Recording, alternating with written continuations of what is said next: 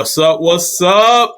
What's up? What's up? What's up? What's up? What's up? What's up? Oh. What's Hey up, Jay. y'all? What's up, Mica? Hey, so everybody, I am so excited. Y'all are in for a straight up treat for today. I have Mica Callaway here, and she's going to be talking about some stuff that she's been able to do in order to make herself successful. But before we get into all of that, I just want to let everybody know. So we're going to be interviewing some of the baddest agents on the planet every Thursday at 11 o'clock. People that have taken their business to the next level has made that next leap in real estate. So Thursdays at 11 o'clock, tune in. Be consistent. We're going to be consistent with that. So Mica, right? So we're going to be going building that brand through relationship and connections. So I've been seeing you everywhere. Like every time I get on social media, I see either one of your posts, I see a video, I see you on there really they're just opening up your entire life to the world and showing them what you really are about. But at the same time, while you're doing it, you're building your brand, you're building that audience. People are connecting with you, they're relating with you, and for that they're doing business with you, and they're happy because they're winning with you. Winning. Yeah. So so Yeah. so tell us a little bit about. I know we're gonna go a little bit into that part there, but tell us a little bit about you yourself and how you became the person that you are today. Ooh, how I became the person I am today. You know what? Failure. I'm the person I am today because of failure. And that is because I thought that I was actually, of course, working my dream job in corporate America. And some people know my testimony. And I failed at something that I loved, and I got a DUI, and I went to jail for driving under the influence in my company car. That's what happened. So I lost everything. I actually failed at being accountable, being responsible at that phase of my life. And so when I failed, I feel like the next time I write my bio, I'm going to tell people all about my failures, because people think like you were, given a silver spoon, you were raised with a great family, they helped you pave the way. That's not my story. I've had a whole lot of struggles. And so now that's why the relate part is I have to be relatable, and being relatable, you have to be transparent. And so the person I am today isn't the person I was before 2018 when I came into real estate. Before then, I thought my ish didn't stink. I thought I had it going on. I'm in a sorority, I got a bachelor's degree, I'm working for one of the top companies in the nation. I was ranked number one in 2015 in the nation for the entire division I was working under. So I thought that didn't stink, but I was very humbled when I went to jail for the DUI. Never dealt with the court system, never dealt with certain things, and it allowed me to realize, how God can bring you through. And I cried. I was dealing with unemployment, court, no job, no money. I was like, what is going on? So I invested in a life coach. I invested in therapy, and I invested in going into real estate school. I didn't Uh, know what else to do with my life. I was like, how am I gonna make some ends meet? How am I gonna pay some bills? yeah, Because I couldn't go back to the career I had, because now I got a DUI on my background. But now it's 3 years. I'm over that. yeah. Yeah. I'm glad you started off that way with telling the backstory, because a lot of people, they look at you now, they look at what's going on, they just think it's always been that way. And they could be going through a situation right now, and they think that they can't get out of it. But the fact that you went through that and you have come out of it, that's just a testament of the fight in you. Because a lot of times, like within this business, like you have to have a kind of a fight, and people Mhm. get into real estate for different reasons, and let Right. we just be honest. It's really just business in and of itself. So like Hmm. you were working your job, and you were successful in that job, doing very well, and life hits you. Oh, Life hit me. or or maybe you kind of helped it hit you. Like you said, you was doing the DUI, so you kind of helped it hit you. But Mhm.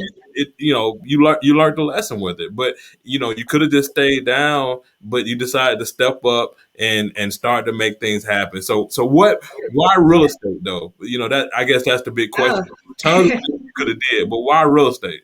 Oh my God. At the time, I didn't know there were tons of things I could have done, because I had been working in the field and outside sales, growing territory. So I'd never been confined to an office per se. I'm not an office person. And what happened was I was on Facebook, and a good friend of mine in Soror, Kendall Lockett, she's actually a realtor.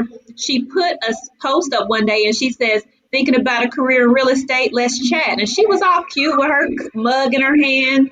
And I was over there trying to figure out where the money gonna reside. So I reached out to her and I said, Kendall, let's talk about this real estate thing because I didn't have a job, and all the companies I was used to working for, they wasn't going to take me at that time because I hadn't been convicted for the DUI. So I was still going through the court process on a temporary driver's license. I couldn't even work or operate a company car anymore. Yeah. So she contacted me, and actually it was real fast. I want to say I met with her on a Monday. She took me to this meeting with a Keller. She's with Keller Williams, so she took me to Keller Williams meeting, and then I was like, I'm going to real estate school. And she literally gave me her instructor's name, Miss Renee Taylor. I called Miss Renee Taylor. I said, I'm going to real estate school. We were in the parking lot. Like it was like quick. And Miss Renee said the next class was going to start the following Monday. And she told me how much it cost. And I didn't have the money. Again, I didn't have a whole lot of money. So I was just really trying to make it. And I had a retirement fund with T. Rowe Price. So I cashed out all of my money out the retirement fund just to live to get through the process. My daughter was in college. I had tuition due. My son is with his dad. I'm one of them moms that pay child support. I'm going to always be transparent, keep it real. My money was funny. And Miss Renee Taylor said, Mica, if you can come up with $75 by Saturday, I'll put you on a payment plan because she knew that I was passionate. I was, just telling her some things. She said, you come up with $75 by Saturday. I came up with $75 by Saturday. Kendall gave me her book. I get to the class, and the book that I had, it expired. They were on a new book, and I wanted the new book, and I was broke. And two of my sorors, they sent me a cash app. Raquel and Alicia, they sent me a cash app to get me a book. And I said, y'all, if I get this book, I'm gonna bless y'all one day. I said, because I don't know what else I'm gonna do to make money. I'm gonna do this real estate thing. And I got into class. The rest is history. Yeah. I was like, I'm in this class. I paid everybody back. I'm doing what I do. And then I started finding where would I land my license at and where would I go? It was so many decisions to make. They send you through real estate school, but let me tell you something. Real estate fell in my lap. I didn't know what I was going to do. And I took my lemons and made lemonade. Yeah, I mean that is freaking awesome. I'm not even gonna lie to you about that. I mean just the simple fact that having to come up with the $75 and the book that you got for the $75 wasn't the right book, and getting the money sent from their sorority sisters in order to get it, and turning around and being a person of your word and paying it back. I mean that's awesome in and of itself. Like, I mean, kudos to you for just persevering in that situation to make it happen. So Yeah, yeah, and you get through the class, so then you got to get through the state exam. Man, I failed the state exam 3 times, so that's why I started off with people want to know who are you today. I'm a failure, man. God's grace, He's so sovereign. Like people want to know why I get up. Sometimes I'm sad. I deal with being sad a lot.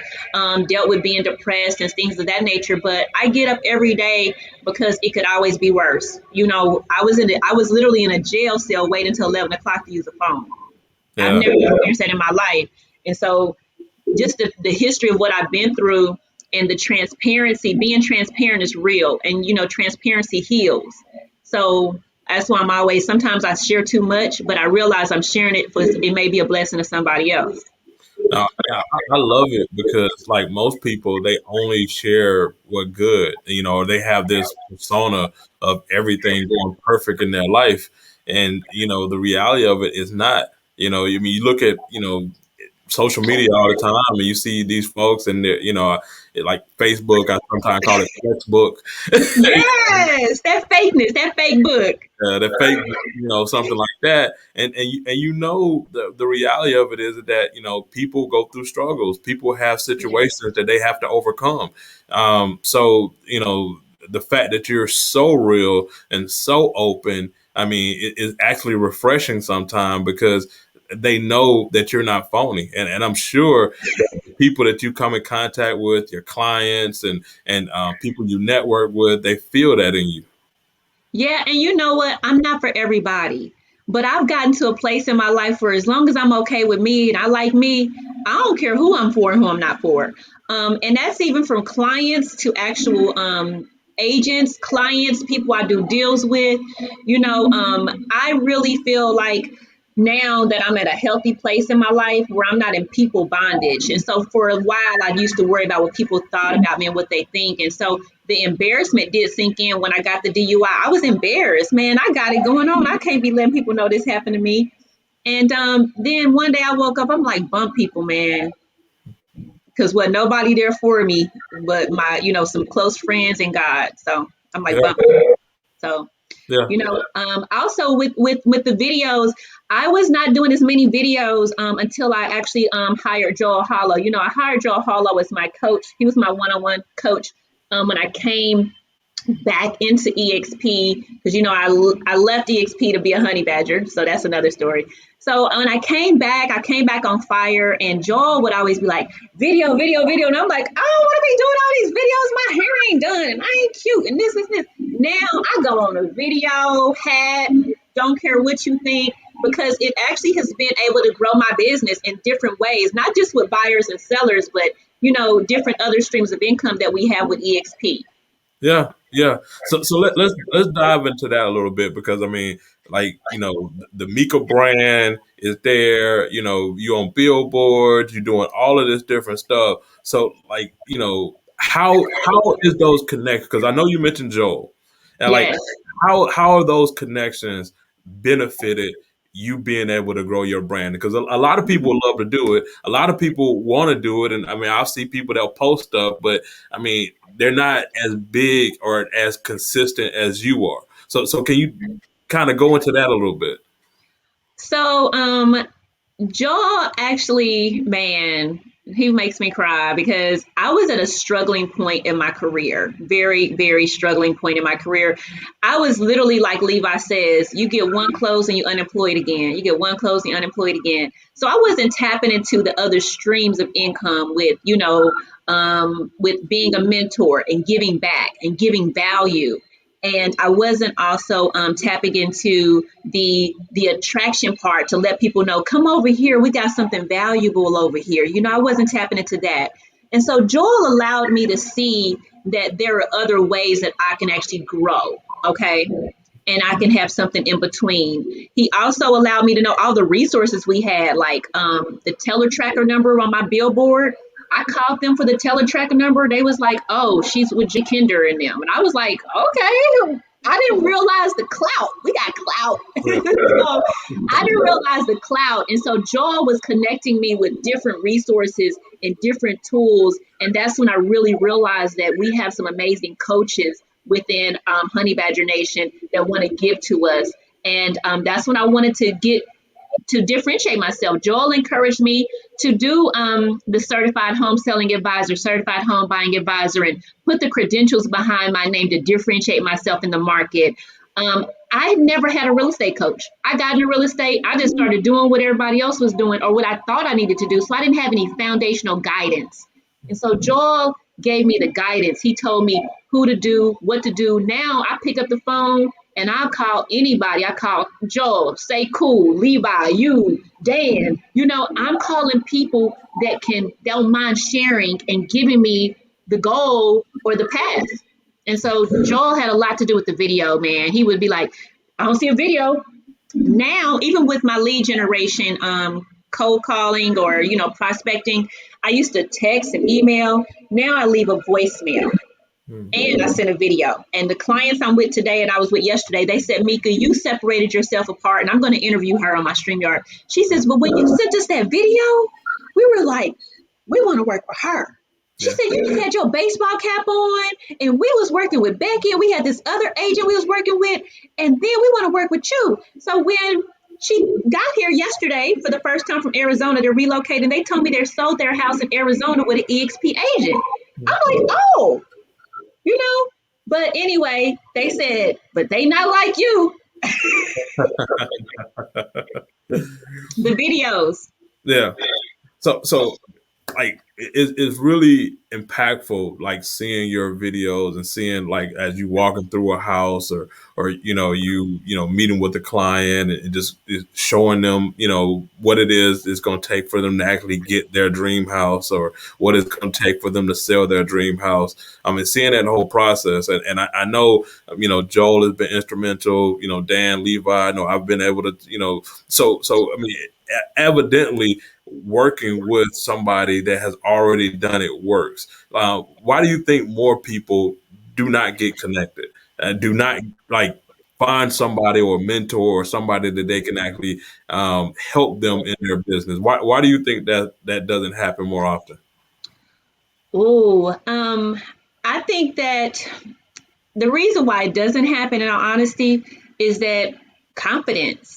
I don't feel like I'm the most confident person in the world. I come off as I am, but I still have struggles, and also perfection. People want everything to be perfect.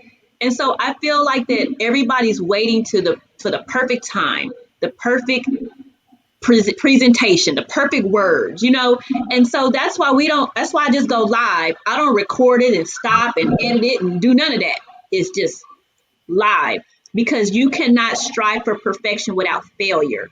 And that word failure is like the biggest thing that actually has catapulted my career. Is like nothing's going to always be perfect, but when you're authentic and genuine, then just do it. Some people are afraid of being exposed. You'd be surprised. If I talked to an agent the other day. I said, well, let me follow you on social media. She was like, oh, I don't do all that. I don't have all that.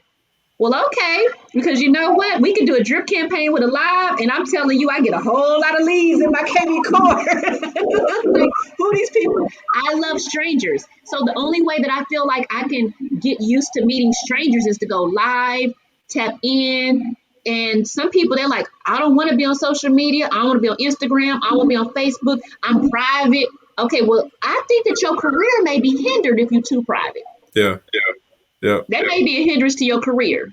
yeah. You become a secret agent. Huh? You become a secret agent.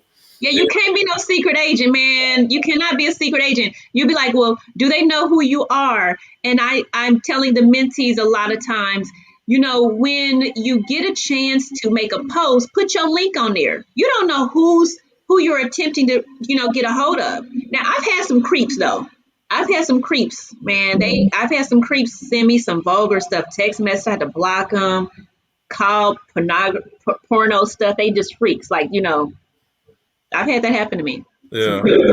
yeah. I mean, I imagine putting it out there. Can't help but crazy people. It's crazy people. So you definitely I don't want you to think I'm out here, I'm not being safe. There is a process to it. It's a method to it. But if you're too private, too secretive about your business, you know, Ain't yeah. gonna work. Ain't gonna work. I don't think so, because I'm telling you, I got a client I'm working with now, $400,000 pre-approval, and he got me from Instagram. I got mentees that one of my mentees, Michelle, she gets clients through TikTok. So these people that say they don't want to do social media, these people, she went to the closing table with a 500 some $1,000 house from TikTok. Wow. Like, you get a TikTok account, where you got the TikTok account. I'm like, where you get that? So, being transparent, being actually out there. And I'm actually going to be interviewing the brandpreneur, Nick Nelson. He's how my brand, Mica Relates Realty, came about. I don't know if anybody knows about him, but Nick Nelson was the foundational piece of Mica Relates, your realtor that can relate. I didn't even know it was going to be like that, honestly, and it just took off. It took off. So just asking like a little bit, like how often do you post in a daily basis? Because like I said, I see you everywhere. So like everywhere, I mean, I'm But seeing different stuff that you're doing. So, like, if somebody wanted to, build their brand and to increase their awareness on social media, how often would they have to do something? And I don't even think I time it, James. I will say this though. Sometimes I sit down and I don't post a lot when I'm decompressing. I may not post for like 2 or 3 days, and people will literally text me and say, "Mika, you okay?" And I'm like, "I'm fine." Like they be looking for me. I'm like, "I ain't seen you make your post yet. I'm just looking for you because everybody knows I go live all the time. That's what I'm known for." And then my son's like, "Okay, mom, we went to dinner last night." He says, "Okay, mom, pull your phone out, take your picture." Like it's not like that. But now, my daughter, she even is like, "Mom, don't take no pictures, don't do live." My kids know, everybody knows I go live. Yeah. And but you know what, I will say I don't have a time frame to answer your question, James. I don't have a time frame. I just know that every opportunity is an opportunity, and I'm going to monetize every opportunity. So certain things that I do is because of some little things that I've talked to God about in my little, prayer time or whatnot. But I don't have a time. I just go live. I just share it, and then I ask permission though. If I'm with a client, I say, "Can I go live?" And they say, "Yeah." I'll ask permission. I don't just be like going live. Yeah. Or like the other day, I put my mentee, Denise. I put Denise on live, intentional. Did you freak out? And I'm going to talk about Denise because Denise came to me and she was shy. She's still shy, and she says to me one day, she says, "Mika, we were in a Monday Mojo training with some agents, and she says, I got a lead today because I did this. I said, yeah, that's what you're supposed to do. What happened? She said, I got the lead this morning at 9 o'clock. I said, oh, great. What happened? She says, nothing. I called them. I texted them. Nothing happened. I said, did you send them a video? She says, no. I don't send a video. I said, send him a video right now. She says, okay. So she picks up her phone and she gonna get me for this. I know she watching. And she was walking away. I said, where are you going? She says, I'm going to make my video. I said, no, do it right here, right now, in front of all of us. And she says, no. So she's shy. And I'm like, girl, don't worry about being perfect. Making the mistake, making the failures, you're human. Give yourself a break. Yeah. And so now I think that it was good because we was on a call with Say Cool Pile one night, and Say Cool said the same thing. Just do it authentically. Make a mistake. It's okay. You're human. So now she sends videos and she got a listing. There you go. And she was out there putting her sign. She says, I don't know how to put up my sign. What am I gonna do? I said, I'm going live and put you on a video. Yep. And it's just exposure and getting her out of her box. When I was in pharma with Johnson and Johnson, we used to basically have the DISC formula. You have to learn different people's personalities, and I still use a lot of the training and the tools with different people's personalities that I used in when I was working in corporate America. Because I would call on like 600 accounts, like 20 doctors a day. All them doctors didn't like me; they weren't friends with me. But I learned how to deal with all their different personalities. It's something about just doing it, like whether it's making phone calls or cold calls or just going video, doing live. It ain't no take back from live. Like once you hit that live button, whatever you say is said, and everybody hears it. So, Mhm. but the fact that you do it, I think a lot of people they'll do shoot a quick video without going live, and then they'll play it back. And then they play it back. I don't like it. Then they do it over, and then they don't like Oh, do it over. And next thing 20 minutes gone by and you still haven't done anything. But I or mean, you wasting time editing it and trying to get it perfect. Just do it. Now, I will say I do so many lives, but then I turn my notifications off on my phone, and then I go back, and it's like I have to go and I'll delete them after a while because not because it's too much traction, but it's too much notifications and pings and stuff like that. So I'll go back and delete it, and then I just turn off my notifications. So you got to manage it a certain way. Also, I don't do all of my posts myself, James. I do have a marketing person. So sometimes it looks like I'm doing everything myself, and sometimes I'm not. So Shanta Weathern, I don't know if you all know, if you know her, she does a lot of work with EXP agents and all kind of brokerages all over the world. But she's my marketing person, and so I love her. Like I got a text, they like, oh, that 4th of July information you put out there, loved it. I was like, what are you talking about? yeah, Yeah, I was like, girl, thank you. I didn't even know. And just growing to the point where you have people in place has been what's taking place with me now behind the scenes, where it looks like I'm doing everything, but I'm not. Yeah, but I mean, but that's part of the growth process. I mean, because you had to start it yourself, right? I mean, that's kind of where you know what? I'm gonna go back. The first thing you did, you had to get you somebody. You had to get connected. You had to get them connected to the right people. Then you Right. a coach. Then you started doing what the coach says, which is what most people they get people and they don't do what they say. So to your credit, you actually started doing what the coach said. The coach was holding you accountable, saying, "Hey, I don't see Yeah. you on live. I don't see your stuff." So he's holding you accountable. So now you have Mhm. to do it because you got to go and talk to that coach and tell him why you didn't do what he said you want to do. So you're doing it. So then afterward, success started to come, and then when Yes, success I started seeing results. you start seeing results from it. So then, as you Mhm. start seeing results, things start to steamroll. So it's like, all right, I can't consistently do this and be and grow my brand like I want to. Now it's time to hire somebody. So now you're Yeah. sourcing some of the stuff in order to continue your brand. But it all started way back when it was let me get connected first. You My know, who? My yeah. who? Who exactly? Who it is? Not Who? what I need to do, but who I need to get connected with in order for me to get to where I want to be ultimately within my career. Yes, it started that way. And John Kitchen says that he's not what you need, it's not about what you need to do, it's who you need to know and who is going to do it for you, or who you're going to who is your who. So my people, when I actually make posts and I tell people about my people, my tribe I'm connected with, man, they are my who. And so now when I'm for certain things, I don't need them anymore. They were there to help me and guide me, but now you got to grow to a point where you don't call on them all the time. Even with some of my meetings that I'm having with other agents that want to, they want to know about EXP. They're coming to me. I used to have to call Levi and lean on Levi. Now I'm at a place now I don't even have to call boss man. I'll be like, man, Levi, I got it. And I literally feel confident now. But I was in here studying this stuff, and I know he's there for me and you're there for me and everybody's there for me. But it's about my who. When I came over here, I was doing a lot of paperwork. I got my who now. My Jan Townsend, she my transaction coordinator. I'm like, man, I love Jan. She keeps my schedule on tag. And people like, how is Mica out here doing real estate? That's because I got people in place behind the scenes. They make my life so much easier. I love them. I'm in the process now of bringing on another person, an assistant.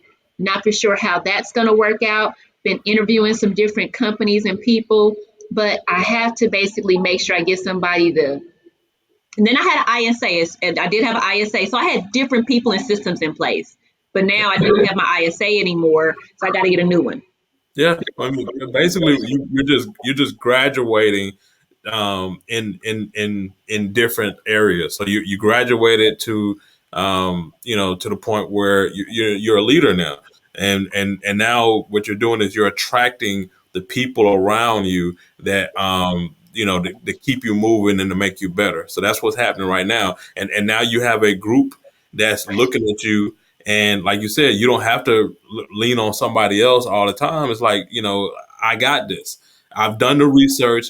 I've got the information. I've been on enough calls. I've been to enough, seminars, webinars, all that other stuff. I got this part.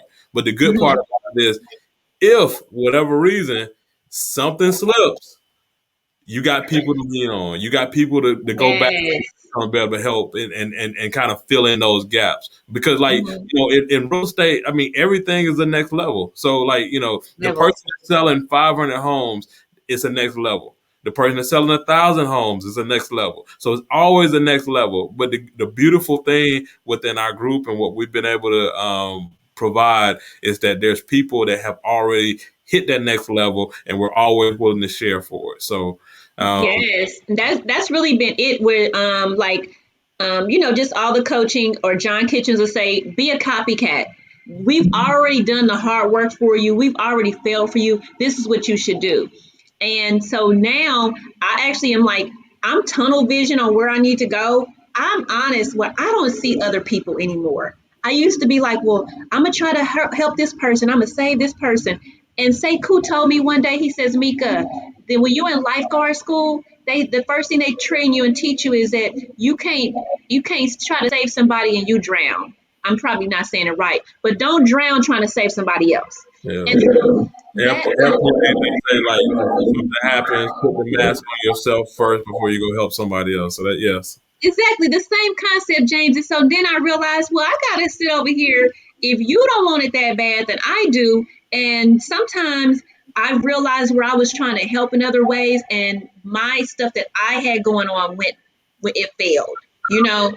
And I was like, oh my God, like now trying to icon, I got till October 1st to icon. Yeah. I may not make it, but I'm telling you, this failure, if I fail this year to icon, best believe I'm gonna get it next year. Yeah. Yeah. That I mean, I love the attitude. I love the confidence. I love the fact that you don't let failure stop you. In fact, you use it as encouragement when you do fail, which is like even more impactful. So Mika relate. Let's before we get out of here, I mean let's talk about tell them about your show that you do and when it is and all that. Awesome, awesome. So Mika Relates has a show called Relatable Moments in Real Estate, the good, bad, and ugly. And that's because I want to interview different people and bring exposure to good, bad, and ugly. We have a percentage of people that think real estate is so glorious, and they're just going to get out of real estate school and they're just going to hit the ground running. They don't have to do nothing. Everything gonna be handed to them. It's gonna be easy. Real estate's a hard business. There are things that take place to get to the closing table when you do finally get to the closing table. So relatable moments in real estate is every Monday. Right now, I'm actually, of course, trying to keep a consistent time, and I apologize. I've had my second show, going on my third this coming Monday, and it's actually this coming Monday is going to be with Morgan Wider of Wider Styles. She's been my wardrobe specialist for all of my photo shoots. And that's one of the things that we get into real estate. We need to make sure our image and our pictures are good. So she's going to talk about wardrobe. And that's on Monday at 12. Okay. Cool. So definitely y'all check out Mika Relates. You know, you probably see her all over the place anyway. I know I do. All over social media. So and she's been killing it, continuously growing her brand and her awareness and just being an all around leader within the real estate community, within the community period, not just real estate, within the community period. So definitely check her out. Like I said, we're doing this live every Thursday at 11 o'clock. Just interviewing some bad real estate agent, bad as it being good, real estate agent that's setting it on fire, and just bringing value back, to our community. One of the things that we're doing as well. I mean, our group, Agent Builders. We have our group is Agent Builders Facebook group, and we host a mastermind every second Friday. And usually we have somebody that's killing it that's presenting. And it's a private group, but this Friday at 12 o'clock, Veronica Figueroa, she's going to be our presenter. She's out of Orlando. She said her team is selling 1,000 houses this year. One Yes. houses. So, I mean, just the fact that you have somebody of that caliber imparting into our group, talking about, what she's been able to do to be successful. I mean, and it's not just the housing part, but she's just been so impactful in her community and in the real estate community as well. But she's going to be presenting and talking about like what she's done to be successful. Anybody that wants a invite to this is a private invite. DM me, DM Mika. Mika's are gonna be there. So Yeah. And DM. Veronica's amazing. I met Veronica face to face in Dallas. Sorry to cut you off, James. I'm sorry. But I met Veronica face to face in Dallas at John Sheplack and Daniel Beers conference, and I was sharing some things in the conference about, my my frontline qualifying agents, my mentees, my rev share and stuff. And she says, Mika, she gave me a strategy. She's like, don't. Some people want it, some people don't. Don't take it personal. And she was just telling me things I needed to put in place. When I came back from Dallas, I implemented those things. I think the world of her because I'm trying to go level up like that. Okay, the stuff I got going on here is little stuff. But again, it's a process to greatness. And I'm telling you, next year it's going to be a whole new pivot for Mika Relates home selling team. This That's little it. stuff. I went to Dallas. This is little stuff over here. This Yeah, little stuff. yeah. I mean, but they're gonna take this interview and they're gonna see you later on and how big is Take going. a Polaroid, Yeah, flash it around. that's it. That's This it. the little stuff over here. This little stuff. That's it. So yeah. So like I said, DM me, DM Mika. If anybody want to be into that private mastermind, which is going to be on Zoom this Friday at 12 o'clock. Mika, it's been absolutely awesome, and I appreciate you. Keep crushing it, and own it. I'm looking forward to more billboards and seeing you more on social media. I'm actually looking forward to my team being more on billboards and social media. It's not about me no more. It's about others. So I experienced that. Now it's time for me to pass the torch and let other people experience it. But I don't mind getting on there. I just want to actually pass the torch, bring value, and watch other people soar and grow. Hey, and that's speaking like a true leader.